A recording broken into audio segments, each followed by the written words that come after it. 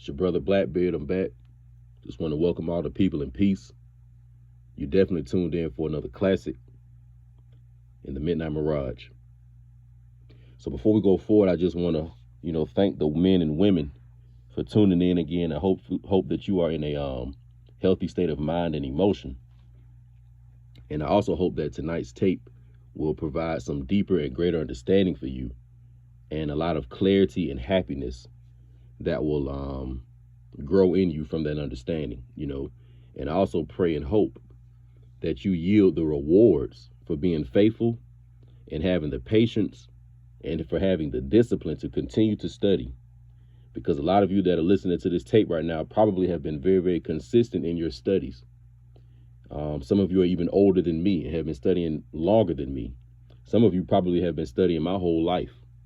So I just want to thank you people, and I'm just grateful to be a servant with the experiences and the knowledge that I have, learned, and to be able to share that with the people. So, we all are doing a real good thing here, and we all are a reflection of each other as well. So let's just keep that in mind. So before we go deeper into the tape, let's start off with a little basic introduction of what we're dealing with. We're dealing with the straight path of Islam, okay? Now, I don't want you to really think the religion of Islam. I want you to think in your mind the straight path or the culture of Islam, okay? Because the religion of Islam was created much later, but the culture, the mindset, the behavioral pattern, and the spirit that we know of as Islam has been here since the beginning of time, okay? Now, for all the so-called black people, this is going to be very, very important for you to listen to, because most of the brothers and sisters from our community, when we get into some type of study of Islam, it typically is going to come from the branch of what's known as the group called the Nation of Islam, quote unquote.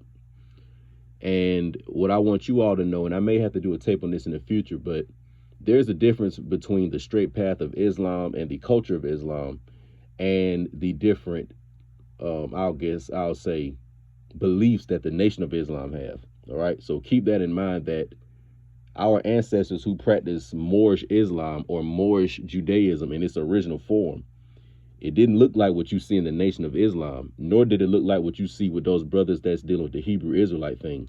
A lot of those brothers are actually not following what's in the Torah and not following what's in the Quran specifically.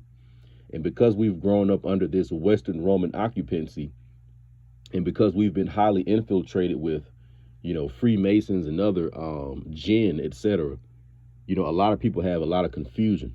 So this tape is very, very important too, because I do want you all to understand what Islam is and what the Quran is. So by the end of this tape, all of you will either go and get your own version of the Quran in person, meaning going to a bookstore and getting it, or maybe you get one online in a PDF form. But either way it goes, you feel more comfortable and you feel like you have more of a relationship with the Quran. Because most of us, we're very, very quick to run to the Bible.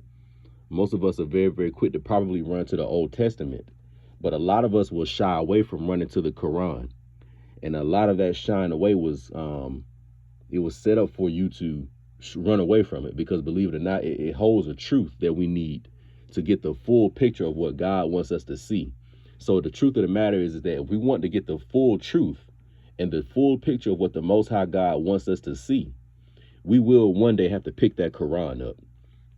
So me being, a student and a servant, it is my responsibility that if I'm going to be making tapes, that I let you all know that this is one of the last cultures and last thought patterns that our ancestors had before their, minds and bodies and spirits really were challenged, and a lot of them destroyed by Western Christianity. All right.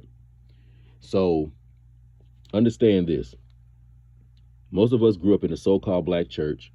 We understand the Old Testament and New Testament stories. But what Islam is going to do is it's going to give you a greater, deeper understanding of those Old Testament and New Testament stories. All right. So look at it like this. Christianity and Judaism is the undergrad program. Islam is graduate school. I'm going to repeat that one more time. Christianity and Judaism is the undergrad program. Islam is graduate school, okay? So keep this in mind.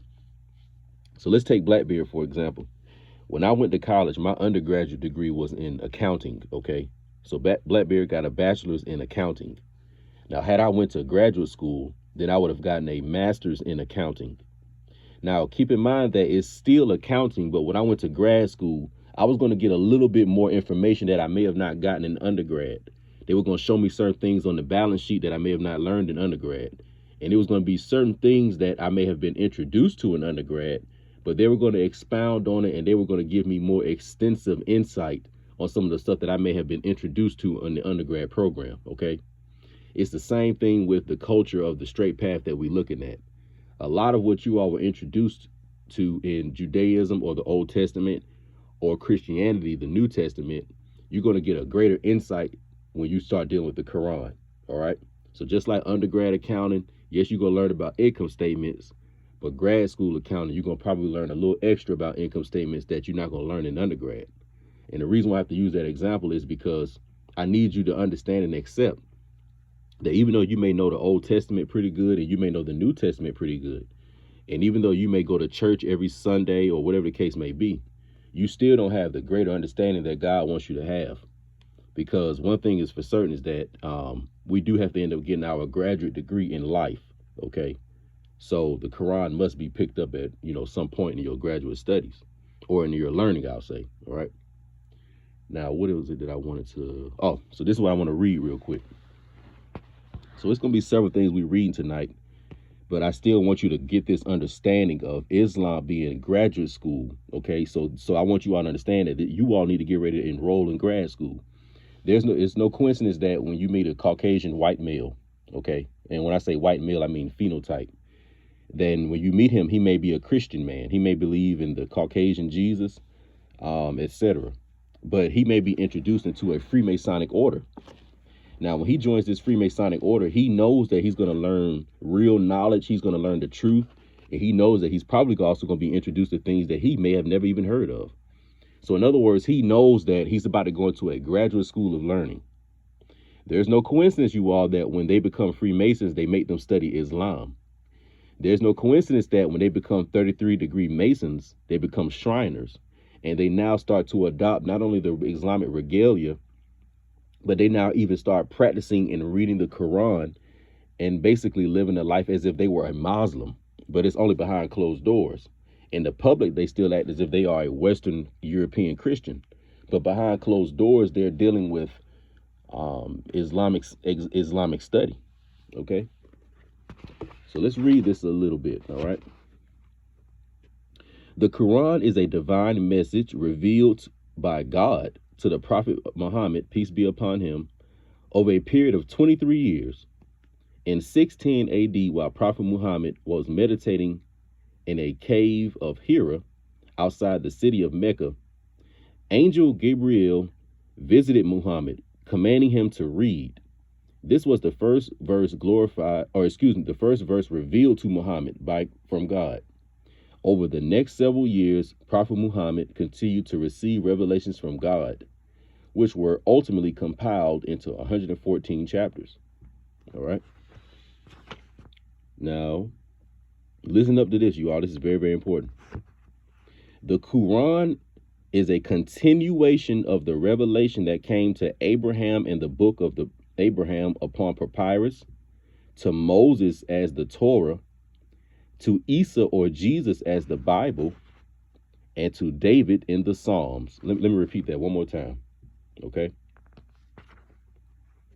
The Quran is a continuation of the revelation that came to Abraham in the book of Abraham upon papyrus, to Moses as the Torah, to Isa or Jesus as the Bible, and to David in the Psalms. So the Quran is a continuation of these same revelations.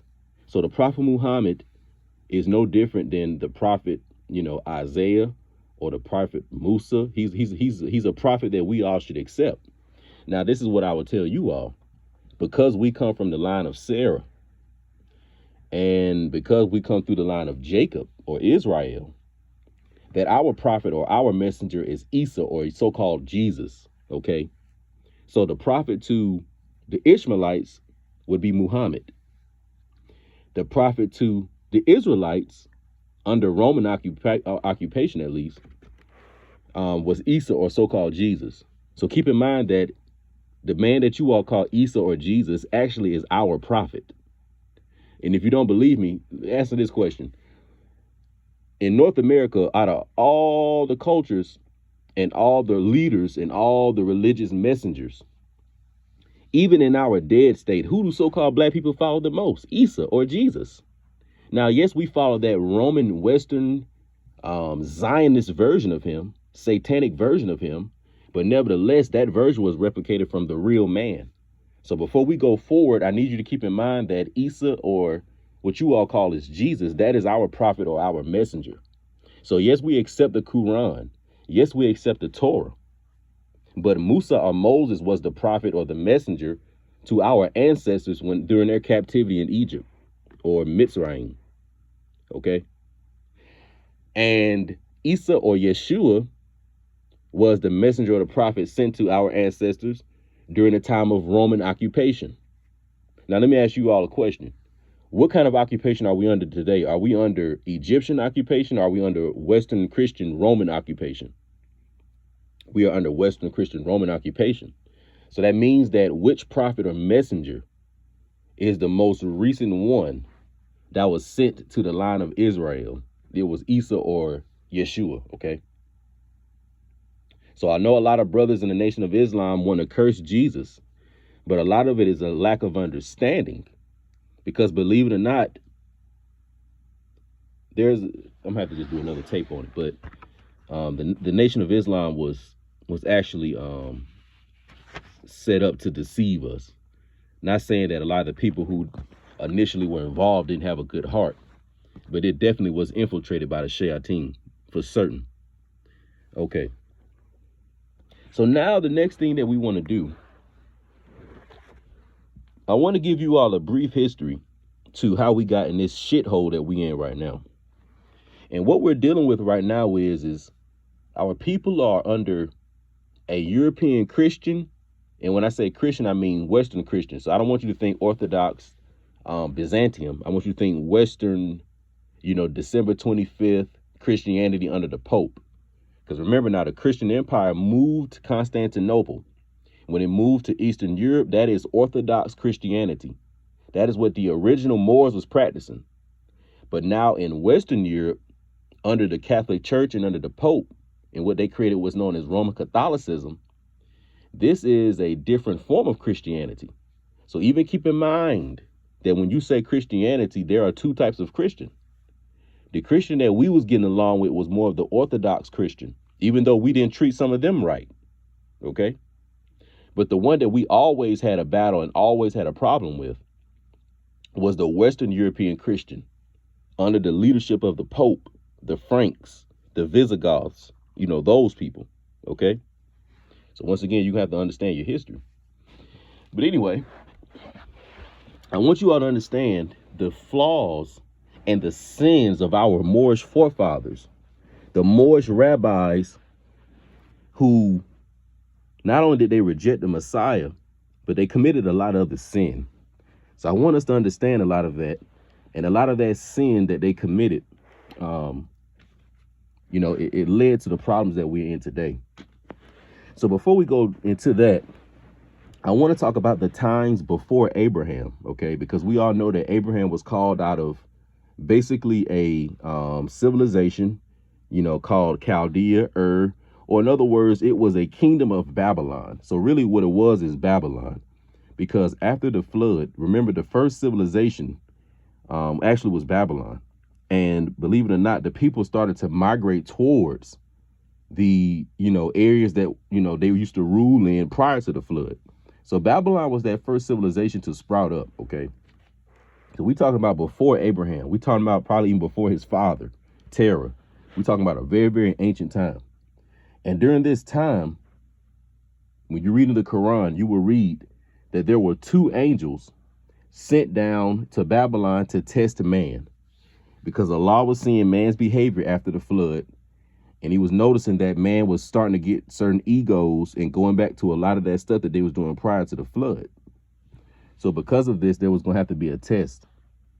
And there were two angels that were sent down, named Marut and Harut. Okay, Harut, Harut, and Marut, Marut, Marut. And these were two angels that were sent down to earth. Okay. Now, before I read the surah on Marut and Harut, I need to help you understand the different forms of creation. All right. Now, we all know that Allah, the Most High, created in 6 days. Okay. And we all know that man was created on a 6th day. And when we say man, we mean this physical vessel. Okay. But you have to remember that prior to man being created, there were other beings, other creatures, and entities that Allah Most High created. Okay. So let's look into some of these early creations that were created within the first 5 days prior to man being created. You have the angels, you have the jinn, you have the rebellious jinn, and then you have man. Now let's go through this real quick. Now this is important so you'll understand what these angels were and what they were doing when they were sent here. Angels were entities created by the Most High God, Allah. And these angels have no free will, meaning that they have to do what the Most High God directs them to do. They can't make a choice. So all the angels in the Bible, Michael, Gabriel, Raphael, all these different archangels that you see that work on behalf of the Most High God, whenever the Most High God give them an order, they have to do it. Okay? So these are the angels, and they always do the good will of the Most High God. They never challenge God. They never say, well, God, I don't know about that. You know, they just do what they're told to do. Okay. Those are the angels. All right. And out of these angels, one of these angels is known as the Holy Spirit, Gabriel or Jibrail. Okay. Now that's very, very important for you to remember that the Holy Spirit is actually the archangel Gabriel. Now that's very, very, important for you to grasp, because later on you're going to see that the Christians created polytheism when they created the mindset, or in other words, what they call the Trinity, or their idea of the Son of God. But a lot of that was the rabbis, and a lot of that also was the Roman theatrics that was included into our culture, and that was allowed by the rabbis. But let's not go into that yet. So anyway, so as you see that, you have the angels. They do the will of God. And most of the times whenever you having some type of a spiritual presence that's looking out for you, that's assisting you in something, it's not an ancestor, you all. And it's not a miscellaneous spirit either. More than likely is one of these angels who have only, who have no free will, and they have to only do the good will of God.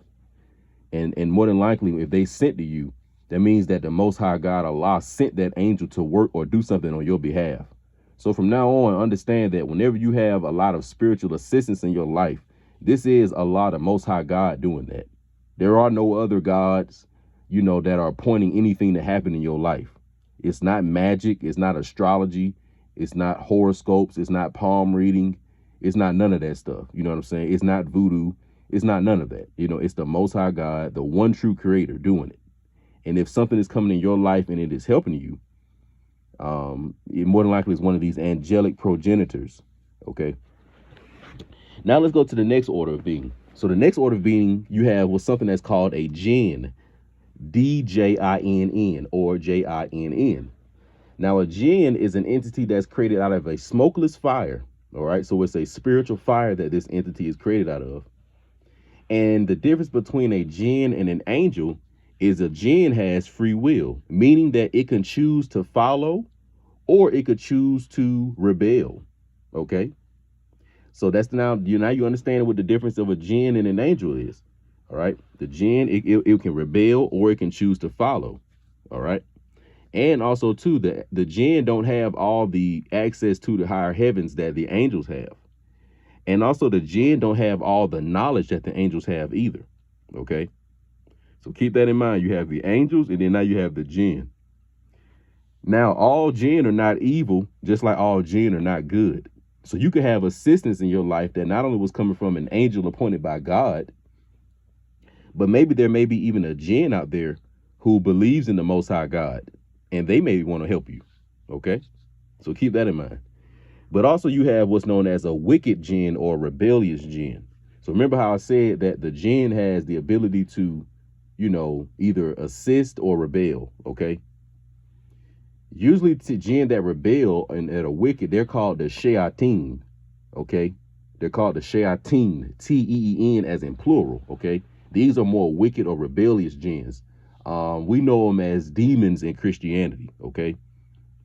So a demon is a smokeless fire entity, but it's wicked, and it's not, coming to you on behalf of the Most High God. It's either coming to you behalf on Satan, or it's coming on its own behalf. Now, what is Satan? Satan is the primary head jinn that led the rebellion against Adam, or really against Allah, the Most High God. Okay, so Satan is really a jinn. He's not an angel. He's a jinn. Because remember, jinn don't have the ability to rebel. So it was this jinn who said he didn't want to prostrate or pay respect to Adam. All right, and that's who we know of as Satan. And then we have, of course, humanity. All right. So I just wanted to go over that real quick so we can, understand a little bit. And also, too, Blackbeard doesn't know everything. I'm still learning like you all. But that's the basic definition that we can use to just go forward. So now we're going back to Babylon. So once again, Babylon, the civilization that came after the flood. And Allah is looking down and he's seeing man and woman already going back to their corrupt ways. So what happens is Harut and Marut, these two angels are sent down, and the Most High God sends these angels down, and he tells them, look, I'm going to send you all down to earth. But this is the order I'm giving you. I want you all to go to Babylon, and I'm going to teach you the secrets of magic. Now, that word magic is very, very important. Keep that in mind. Magic pretty much is how to get access to the jinn, whether they be good or wicked. But that's all magic really is. Magic is getting access to the jinn. So whenever you see people saying they doing a ritual or they doing a spell, an incantation or anything of that nature, what they are doing is they're trying to get in contact with a jinn. Whether that be jinn to be good or wicked is another story. But nevertheless, that's what they get in contact with. They're not getting in contact with angels, and they're not getting in contact with the Most High God, because you don't need to do any kind of incantation or spell or ritual or sacrifice to get the Most High God to show up to you, because the Most High God is everywhere. Okay, so keep that in mind. And anything that's requiring from you some kind of sacrifice like that, especially something wicked, such as giving some blood, or how they say in these industries, financial industries, that people that want to move up, they have to actually sacrifice human life. That is more than likely a evil or a wicked jinn getting you to do that. And also keep in mind, when you do that, you actually are putting yourself in a position of a kafir, K-A-F-I-R, and that is a unbeliever. Because ask yourself, if you're doing rituals and stuff like that, and you think you need the jinn or some ancestor or some miscellaneous spirit to help you get money, to help you heal yourself, to help you, graduate college or whatever it is you're trying to do, if you praying to that for help, that means you saying you don't think that the true one God of the creation can assist you in what you're trying to do. And that is blasphemy. That is polytheism. You see what I'm saying? And when you follow in the straight path, it's not a polytheistic path. And that's another thing that I may have to also put in as a precaution. Me personally, I don't believe that there are multiple gods. I believe that there is only one true God of creation. Now, in Arabic, they call him Allah. So if you hear me use that term, that's because I'm reading the Quran, okay? But nevertheless, me personally, though, I only believe there's one God, okay? So, there's no point in me even getting caught up in astrology or any of that stuff, because I know that anything that the stars and the moon and the astrological bodies are doing, it was all movements that the Most High God made them do. And any kind of pattern that they're taking that my eyes or my mind can catch and say, hey, I remember the sun did this before, or I remember the moon did this before. This is just a message that the one true God may be using to communicate to us. So let's not think that the astrology and all that is really, really the true answer. The true answer is the one true God. Now, you can call him whatever you want to call him, but basically what I'm saying is this.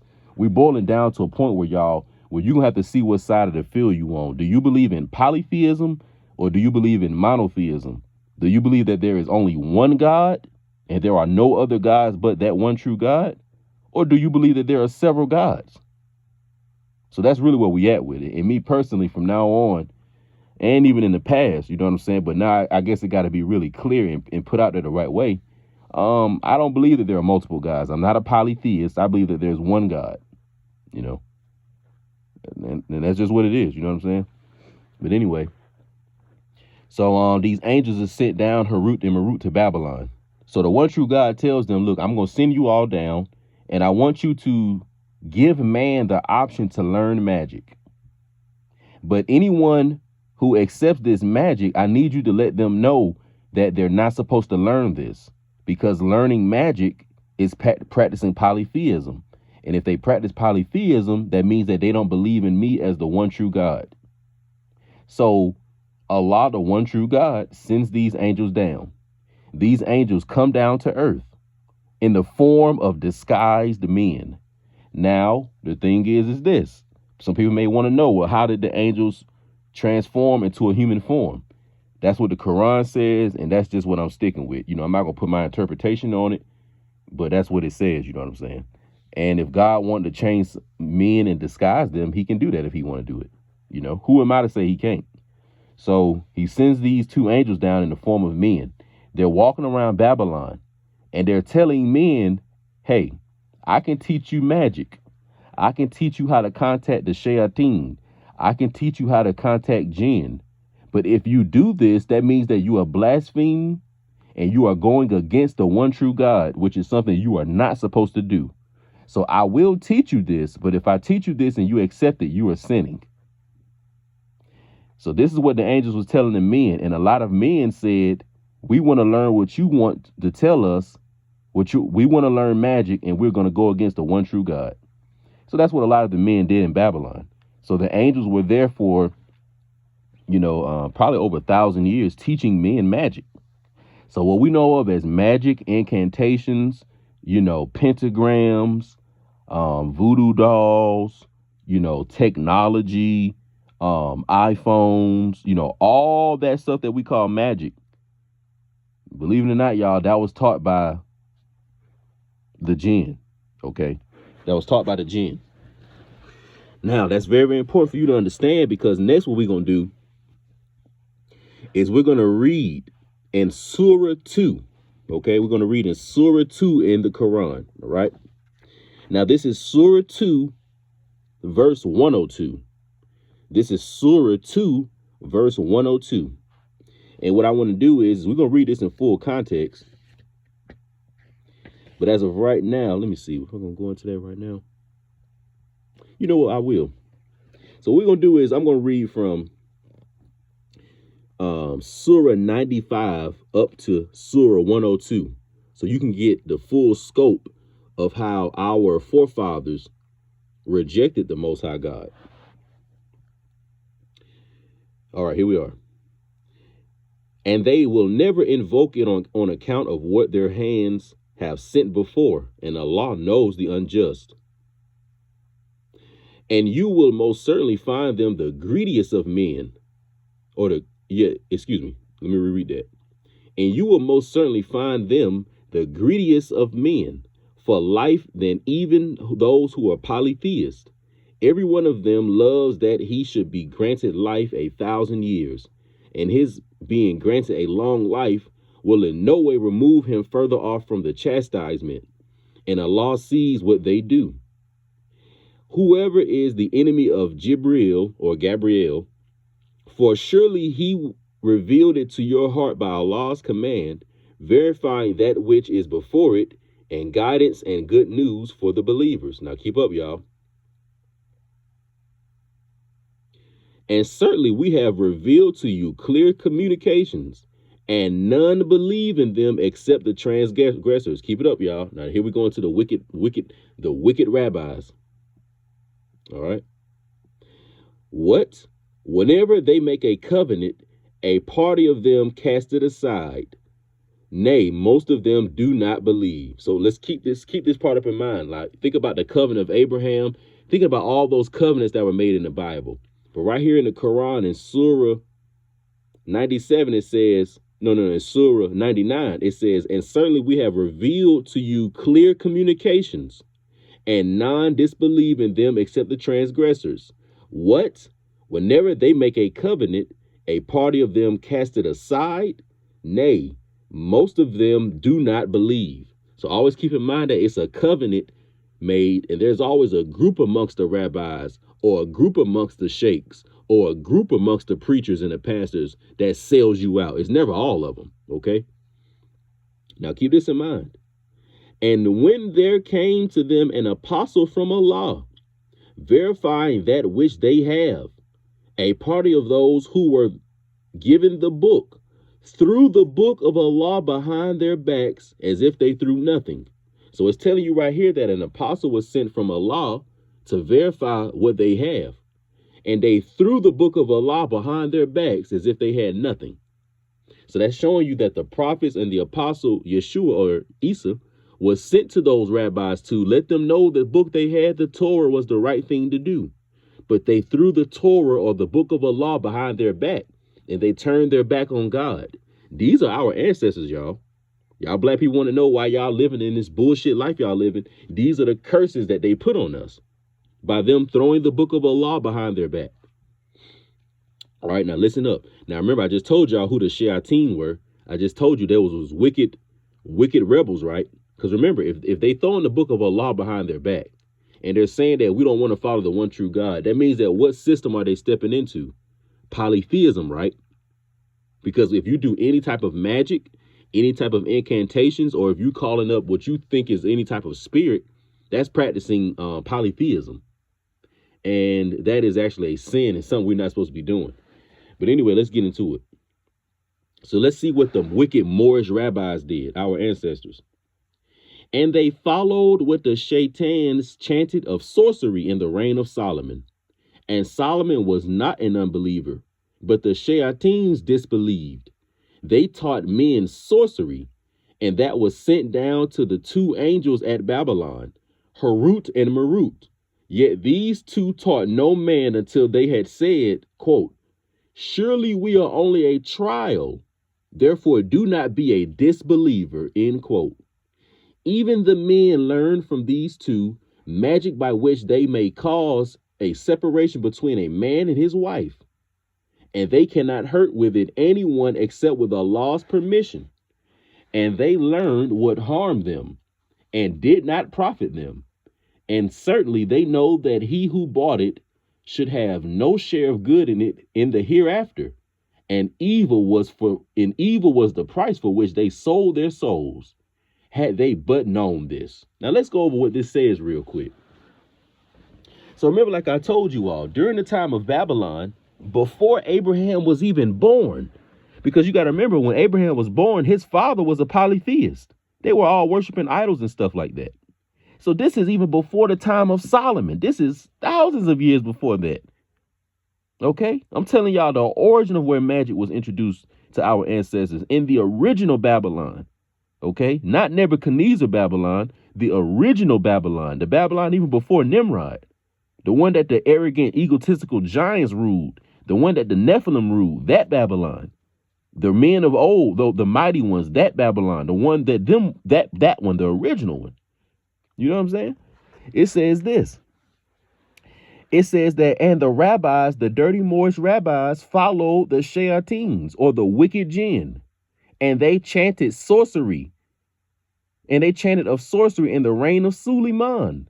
And Suleiman or Solomon was not a disbeliever, but the shayateens disbelieved. They taught men sorcery, and that was sent down to the two angels at Babylon. So it says that the shayateen disbelieved. Those wicked jinn who had the choice to either do the right thing or the wrong thing, they were disbelievers. They believed in magic. So that's who believed in the magic and actually felt like they had to use that to get some type of power. It was the wicked jinn. It was not the angels Harut and Marut. They were sent to the earth. And what did the angel Harut and Marut say? It says that the two angels at Babylon, Harut and Marut, yet these two taught no man until they had said. So this is what the angels said before they taught men. The angels said, surely we are only a trial, Therefore, do not be a disbeliever. So they're telling the people like, wait a minute, y'all, we're offering to teach you magic because the Most High told us this, but you're not supposed to learn this magic. We are only a test. You are not supposed to do this. But if you want to learn it, I'm going to let you learn it. But you're not supposed to tap into this. So they were a test sent to men, and the men failed. So these were the wicked rabbis. Now, when it says this, because see, now let's go back to the beginning. So remember how I said that Islam is the graduate school of Christianity. Islam is the graduate school of Christianity. You remember how I started off saying that in undergrad, you learn certain things, but in grad school, you get deeper insight. Undergrad, you get the introduction. Grad school, you get the full story.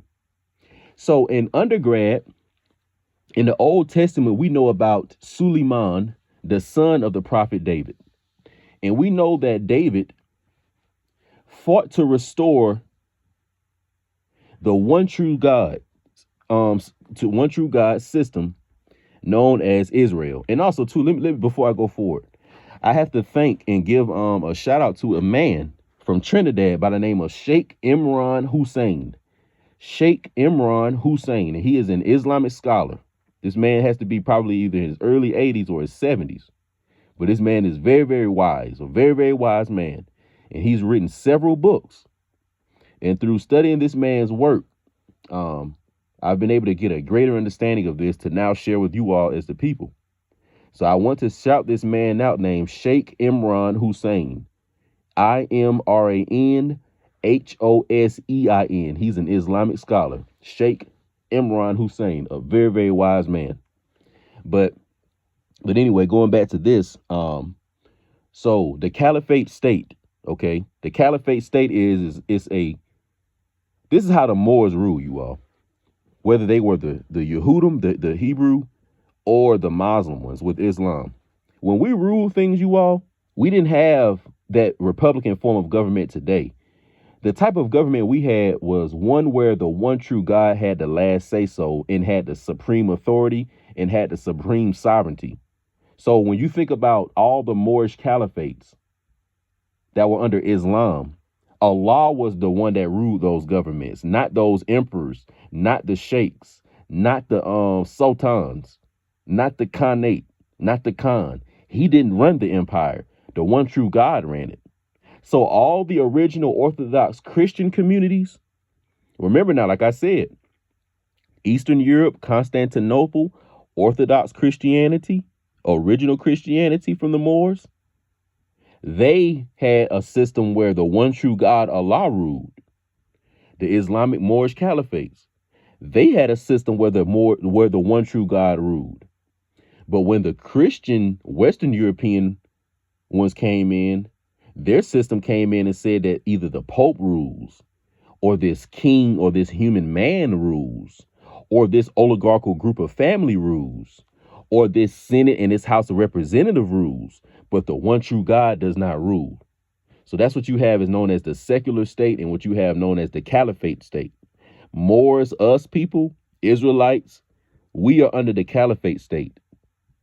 Rome, Western Rome, that is the secular state.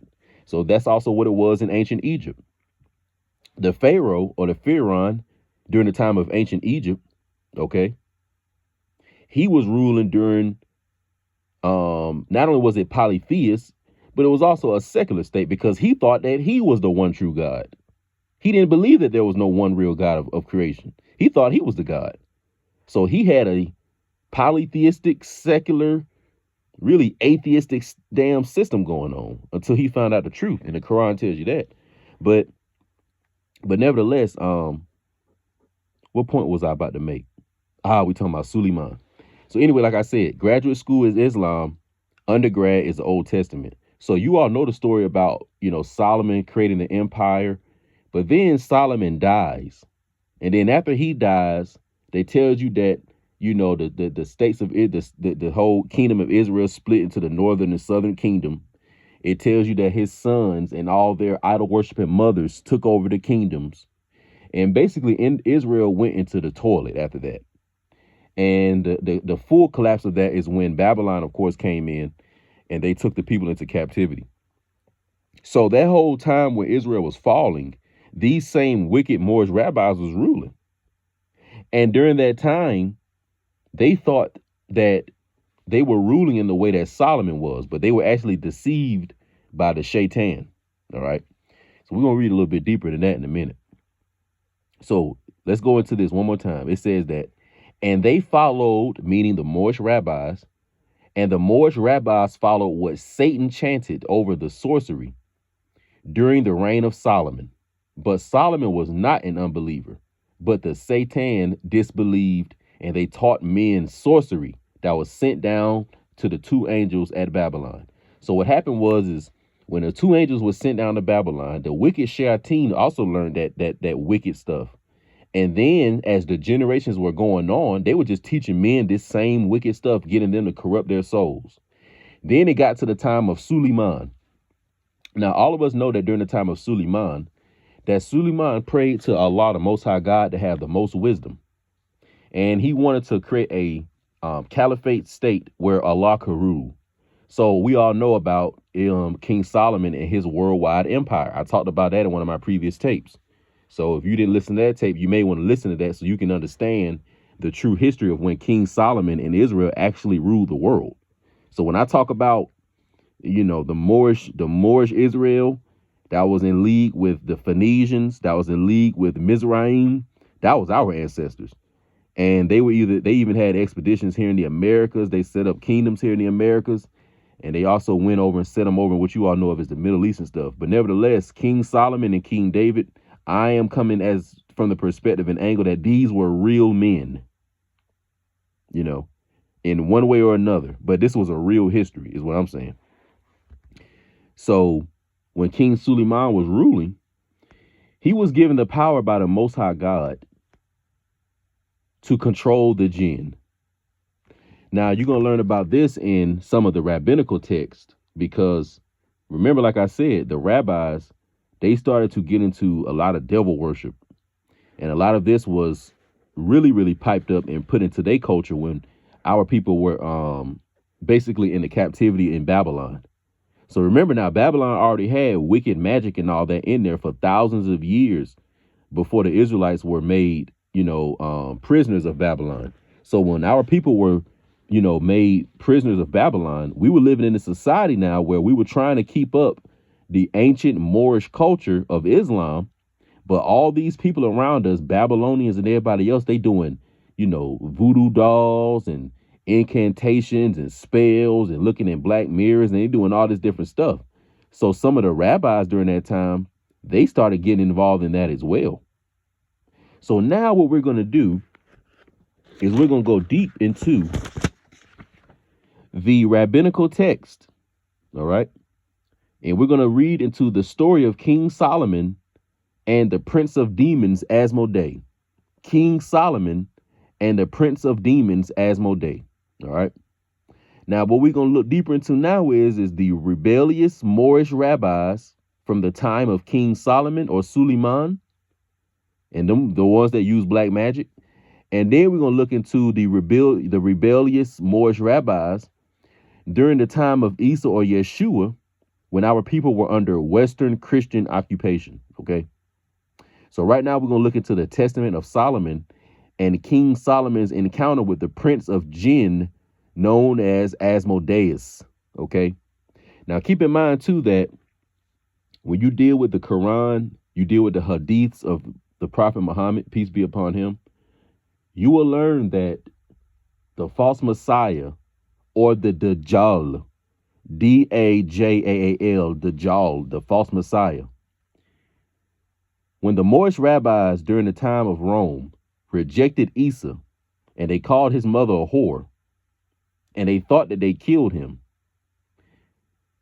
they did not think he was the real Messiah, but he was. And since they did not accept him, what Allah said is I'm going to create a new entity and I'm going to send him as a Messiah, but he will be the false one and he will lead you all into the pits of hell. But because the Moorish rabbis did not have their spiritual eyes open and they only were looking at Isa physically and did not realize he was the real Christ. They saying, man, you born from this young woman, that's poor. Like, you couldn't be the real Messiah, because you got to remember that those rabbis during that time were wealthy. They were living good. They weren't living like the rest of the Moorish poor people under Roman occupation. So that would be like today in the United States. That would be like how all so-called black people right now are living. Like, we don't really have as much money. But you know, all the entertainers and the athletes and all the so-called black boule, they living in Roman occupation like us, but because they kind of included in the society, they living better than us. So let's say if Isa or Yeshua was sent right now to our people, you already know that all the poor black people are going to support him, and we're going to know that he's the real one. But because these boule people and these black people in this society have been living a certain way, they may think that when the Messiah come, he got to come being from a mom and dad. He got to come from, parents that got a PhD, that probably got wealth and live in a certain part of the community and all this other bullshit, because they caught up into the physical. And that is because the shayateen has blinded them.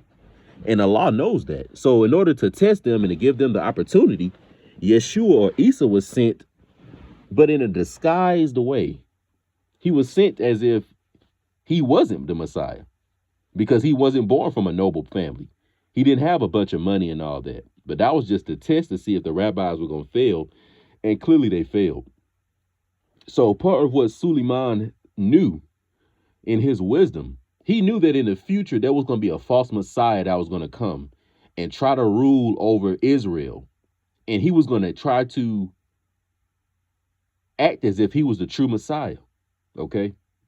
Now, if you want to get deeper into that story, you're going to have to read the rabbinical literature known as the story of King Solomon and Asmoday. And that's what we're going to look into right now. Now, we're going to kind of go through this because there's some other stuff I want to read you all about Isa or Yeshua. All right. So let's read into this. So it says, quote, and this is in the Old Testament. In 1 Kings 6 and 7. In 1 Kings 6, 7. It says, the temple, while it was being built, was made of whole draft stones, yet hammers and axes or any instrument wrought of iron was not to be heard in the temple while it was being built. So during the time of King Solomon, when the Most High God Allah told him, I want you to build the temple, but the temple had to be constructed a certain way. It couldn't be like how you see on a construction site today. When you go by a construction site today, what do you see? Men with hammer just beating on nails, making a bunch of noise, buzz saws chopping through, wood and all that stuff. In other words, it looked like it's a very, very, what's the word I want to use? Kind of harsh process. Okay. But the temple of God could not be built like that. It had to be built in a more peaceful Islamic manner. So in order for that to happen, King Solomon inquired of the rabbis. Okay. King Solomon or Suleiman inquired of the Moorish rabbis, quote, how should it be constructed? The Moorish rabbis answered him, there is the Naxian stone that Moses brought for engraving the stones in the vest worn by the high priest. Solomon asked them, where can it be found? The Moorish rabbis replied, bring hither demons, both male and female, for they know of its whereabouts, and they shall tell you. So you can see right here when Suleiman was inquiring the rabbis on how they should construct the temple, the Moorish rabbis told him that we should bring wicked jinn, both male and female, for they know its whereabouts, and they shall tell you. Remember, like I told you all, the jinn are smokeless fire. The jinn are what you all know of as magic. They have certain abilities. It's what you all know of as technology. So think of the jinn as a fighter pilot, something that can get in the sky and fly at a super fast miles per hour. That's jinn power. The jinn have that type of power. They have superhuman power. They're very, very strong. They can lift things. So a lot of times if you see a car and it look like it may fly, that could be a jinn doing that. Okay. So they have certain little strength like that. And that's what was used, believe it or not, to build the temple. But we got to go a little deeper. Okay. So it says, so after the Moorish rabbis told Suleiman of this, Suleiman This is what it says. Suleiman then went off and brought them binding together. He said to them, oh, excuse my bad. Let's go from the top. So it says, he then went off and brought them, binding them. So Suleiman went off and he got some of the jinn. Now keep in mind, Suleiman was not a jinn worshiper. Suleiman did not practice magic. Suleiman had the ability to control the jinn because Allah, the Most High God, had given him an anklet, or in other words, he gave him a ring. That's how it's written in the story. But in other words, the one true God binded and controlled the jinn and made them follow Suleiman's directions. So Suleiman didn't go and do an incantation. Suleiman didn't go and do a black magic ritual. Suleiman didn't go and do any of that to make the jinn showed up. The jinn showed up because the Most High God made them show up to work. So keep that in mind. The Most High God made the jinn work on Suleiman's behalf. That was one of the blessings and one of the gifts that Suleiman was rewarded by the one true God. Okay? So Suleiman was given that ability. So it says that when he brought the jinn to him, he asked them, how can I get this done? They said to him, we do not know where it is located, but perhaps Asmoday, the prince of the demons, knows. He asked them, where is he? They said, he is in a certain mountain, carving up a cistern and filling it up with water and covering it over again with cobblestones and then sealing it with his seal. So in other words, the jinn let him know that only the head jinn, the big jinn, in other words, only the big devil can help you with what you're trying to do. So Suleiman gets the help from another Hebrew brother, and they go and get this jinn and they chain him up.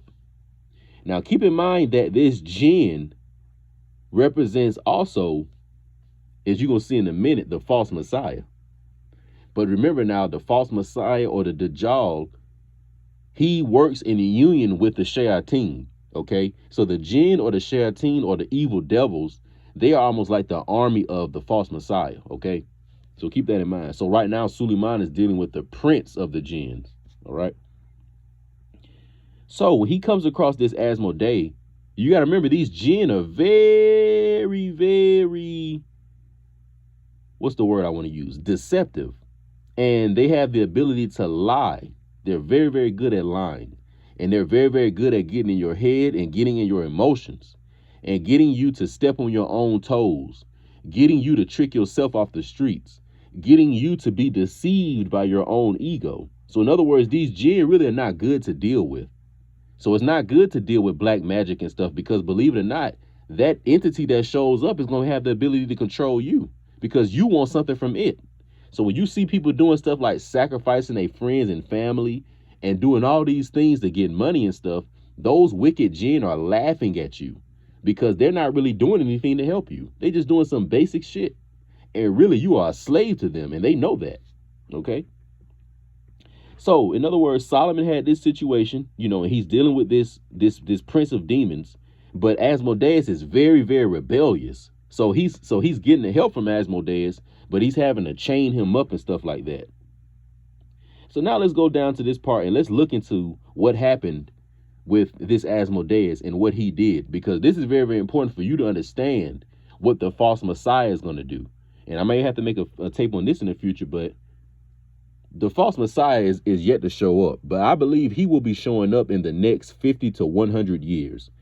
And maybe Blackbeard's third or fourth grandson, that Moorish group of people may have to deal with him. But this is very, very important because you got to understand that Islam is dealing with a lot of what's called eschatology. It's dealing with a lot of end time events. And it's also putting the pieces together to a lot of the prophecies that were made in the Old Testament, and also a lot of the sayings that Isa or Yeshua said. So you're going to find out that when you study Islam in grad school, that you're going to find a lot of the information that's going to lead you to future events. Okay, because believe it or not, the false Messiah will rule from Israel or Jerusalem, because the false Messiah is going to come through the bloodline of the modern day false European Jew, because the European Jew and the European Christian represent Gog and Magog, or Yajuj and Majuj from the Bible, or from the Quran, excuse me. Okay. Now that's kind of another tape, but let's get back to this right here. All right. So remember that Asmoday is this very, very deceptive demon, and King Solomon are having a conversation, and King Solomon is getting him to work for him. But this demon is very, very tricky. Let's see what happens. King Solomon kept Asmodeus under house arrest for that entire duration of time, restraining him from leaving until he had built the temple of the Most High. One day he sat alone with Solomon in his palace. Suleiman said to him, "It is written, he hath as it were the majestic strength of a rhino." By way of allegorical expounding the meaning of the verse, we say that majestic strength refers to the ministerial angels, while rhino refers to the demons. What is your advantage over us? So King Suleiman is asking the demon, what is your advantage over us? The demon replied, "Remove the chains from me and give me your signet ring while I show you my advantage." So Suleiman is asking this demon a question. The demon says, "I'll give you the answer if you take the chains off of me and give me your signet ring." Now, remember, like I said, it was Allah, the Most High God, that was controlling the demons and making them work on Solomon's behalf. Suleiman did not practice black magic. But this ring kind of represented that power of God, because God's name was written on the ring. So you got to understand the symbol of how it's working in the story. So the demon says that, yes, Solomon, I'll give you this secret, but what you got to do is you got to unchain me and you got to give me your ring. Now, that don't sound like something that Suleiman is supposed to do. But maybe because of the Most High's wisdom, he wanted Suleiman to learn something, apparently. Suleiman forthwith removed the chain from him and gave his ring to the demon. He swallowed it, positioned one of his wings on the earth and the other wing in the heaven. Thereupon Asmoday hurled him a distance of 400 Persian miles from the place where he once stood, so that Suleiman was deposed, expelled from his kingdom, and he went about like a pauper begging for bread. So what happened was when Suleiman gave or released this demon, the demon threw him 400 miles away from his throne in Israel. So keep in mind, Suleiman released the demon in Israel. The demon is released in Israel. The demon throws him 400 miles away in the middle of nowhere, while the demon is still in Israel. Keep that in mind. Then it says that Suleiman was deposed, expelled from his kingdom, and went begging like a pauper for a piece of bread. Every place that he'd go, he would say, "I am the Khalifa. I used to be a king over Israel in Jerusalem." When he say to them, "And this was my portion of all my labor," he'd show them his staff, which thing alone remained of all his dignity. So Suleiman, or Solomon, had been away from his throne for so long, going around begging for bread, telling people that I once used to be a king, because the people couldn't even recognize him no more. You got to remember, when you've been in the desert for a long time, your beard's going to grow. You know what I'm saying? You're dirty. You haven't bathed. You haven't been eating food. So you don't look like your regular self. So the people couldn't even recognize Suleiman for that long, because he had been going out his kingdom for that long. So he was going around begging like a pauper, it says. So then it says, meanwhile, Asmoday usurped power and impersonated King Solomon. There was none in the kingdom who could tell the difference between them. Let me repeat that part. Meanwhile, that means meanwhile, while Suleiman is 400 miles away, becoming old, out there begging for bread, people can't even tell who he is. It says, meanwhile, Asmoday usurped power from Solomon and impersonated Solomon, and there was no one in the kingdom who could tell the difference between them. So that means that the demon, Asmoday, while he was still in Israel and Suleiman was out there in the wilderness, he impersonated Solomon. He was in the kingdom looking like Solomon, acting like Solomon, talking like Solomon. It said he usurped the power of Solomon. and there was no one in the kingdom who could tell the difference between them. So that means that this false king was in Israel ruling like he was Solomon, and nobody could tell the difference.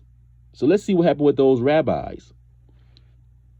The Moorish rabbis soon began to say to themselves, verily, had he been a mad man, he would not repeat incessantly only this one thing. What is it that we have here? They asked Benaiah, the son of Jehoiada, has the king called you unto himself lately? He answered, no.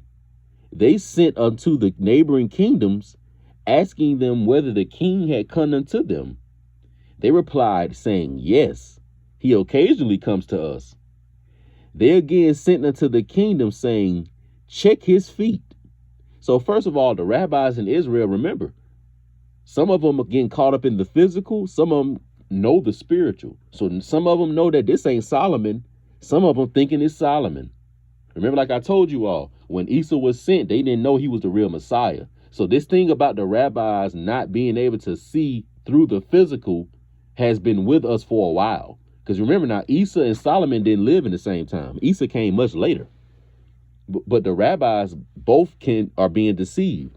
The rabbis during the time of Solomon, they're being deceived by the Shayatin. And the rabbis during the time of Isa were being deceived by the Shayatin. Just like the ancestors of Abraham were being deceived by the Shayatin in Babylon. So you see how this wicked spirit been following us around for quite a while? So let's go on. So these rabbis are trying to figure out, no, this can't be the king. So someone says, check his feet. The rabbis returned an answer saying, whenever he comes and goes, he is wearing stockings, even when he is sleeping.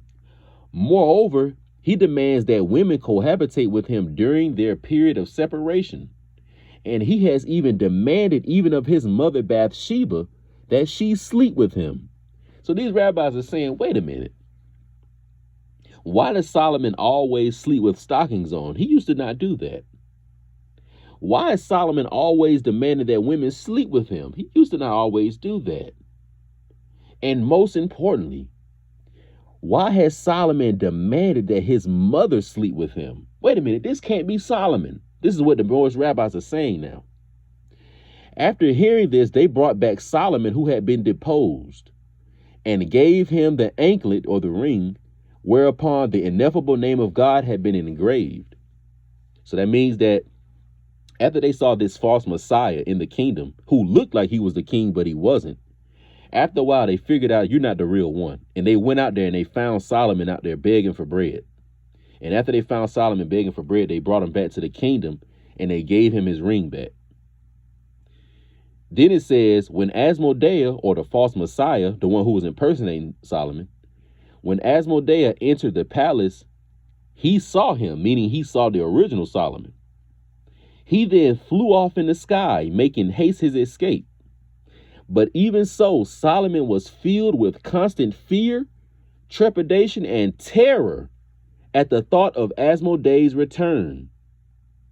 So it says that even though as that Solomon got his kingdom back, but from that day forward, that Solomon was constantly filled with fear, trepidation, and terror at the thought at Asmoday returning. So that means that Solomon was fearing that this demon may return one day. In all his days of living, he feared that this demon may come back one day.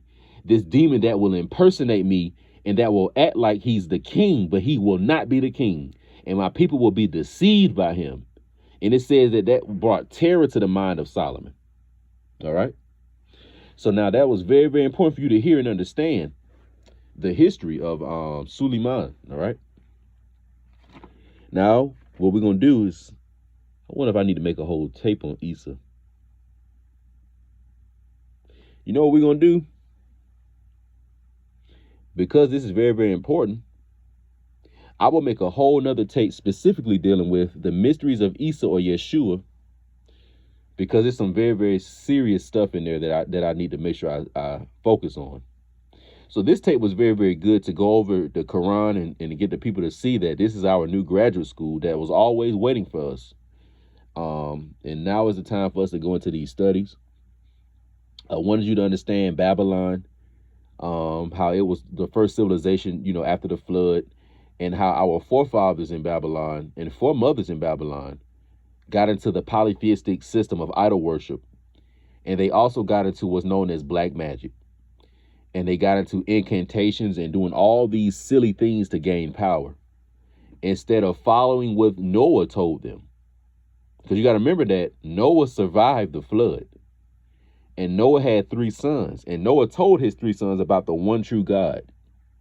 And when Shem and Ham got off the boat, they continued the understanding that there was one true God.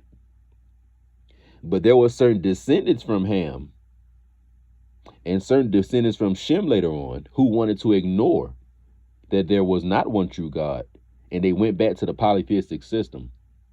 So when God saw this, he said, look, okay, I'm going to send 2 angels down. But before I send these 2 angels down, these angels are going to be instructed to teach man. But let the men know that they're not supposed to be learning this from you. And it's going to be a sin if they do. But the only men who want to know this are going to be men who are very, very egotistical, men who are seeking power, and men who want to put themselves as equal with Allah. So anybody that takes this does not really love God. So the angel said, yes, my Lord. And they went to the earth and did that. And you had a lot of men for over 1,000 years that were living with these angels in Babylon learning this. Okay. Through that wickedness of Babylon, you now get into the times of Suleiman and David. During the times of Suleiman, Suleiman is blessed with a caliphate state that the Most High God can rule through Israel, therefore ruling and leading the earth. If you want more information on that, read my tape about America's First Republic and on the Carthaginian Empire. Because believe it or not, that was part of Suleiman's empire. Or Suleiman's caliphate, rather. Suleiman was rewarded with the help of Allah, the aid of the Jinn, to help build the temple. Because the temple could not be built with you banging on, wood and banging on jewels and banging and making all that noise. It couldn't be like that. It had to be done in a holy way. So these spiritual entities were used to help create the temple. Keep in mind that those same entities that were used to help create the temple were also certain entities that would help to be able to create pyramids and other great structures on this earth. So it was either giant men that did it, or it was some of the jinn, whether they were wicked or harmonious, that assisted and helped man do it. So now you all have extra insight on who helped us build the pyramids and stuff. It was certain spiritual entities. Anyway, during that time, but some of the Moorish rabbis, they rebelled against the book of Allah, or the book of the Most High God, which is the Torah or the Quran. They rebelled against that and they threw it behind their backs. And they said, no, we don't want to deal with the Torah. We don't want to deal with the book of Allah. Instead, we're going to deal with the incantations. We're going to deal with what we saw those shayateen doing. Because Suleiman, after that encounter with Asmoday, he probably stayed far, far away from that type of stuff. Because it said he was in trepidation and in fear from that day forward. And he probably really didn't even tell the rabbis what happened. Or if he did, those rabbis didn't have the level of understanding like he did. And they didn't know how dangerous that type of stuff was. So those rabbis, Moorish rabbis, in their ignorance, they now start practicing dark Babylonian magic. And from that, they create something that's known as the Talmud. And believe it or not, they create something known as the Qlipoth and the Kabbalah. Now, there's a certain part of the Qlipoth and the Kabbalah that's just dealing with literature, and it is not getting into certain black magic. But please believe that there are a lot of wicked, dark Babylonian rabbis that are using Talmudic black magic, okay? And a lot of Moorish ones are too. And we were the ones that started that shit during Babylon. So any pale ones you see doing it today, they're only doing it because the Moorish ones taught them that. So it was the black rabbis that started the Talmudic wickedness, really, okay? And then we wrapped it up, of course, with the false messiah or the dajaal. All right. So we're going over a lot in this, y'all. And this is not going to be no 1 one tape thing. You know, this is a continuous study. All right. But I can say that we at least were introduced into this tonight, dealing with some Moorish history. So all what I'm talking about tonight, y'all, is Moorish history. Okay. This is real Moorish history. So hopefully you all got something from that. But y'all stay tuned for the next tape and stay on your studies. I'm out.